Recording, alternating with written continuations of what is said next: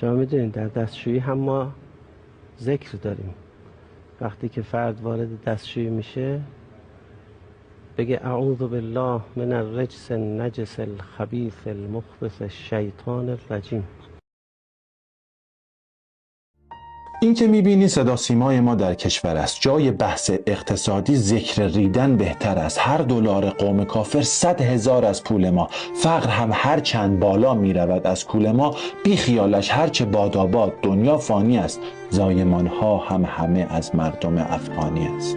کودکان سیستانی هم که گفتی وضعشان، بی لباس نو اگر ماندن نوش جانشان. ازدواج و مسکن و سطح امید زندگی اولویت نیستن، باید که از ریدن بگی.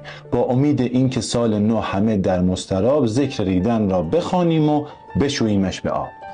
شیخانا ای صاحب کرنا و بوق، ای نبوغ اندر نبوغ اندر نبوغ، ای که از حفظ شما آداب میت یا کفن لطف کن این ذکر بالای بهارستان بزن. قیمت خود رو که اصلا قابل دیدن نبود. کار مجلس سالهای قبل جز ریدن نبود. خوب شد گفتی هنر کردی برای خاک و آب. مجلسی ها پس همه با هم اعوذ و مستراب.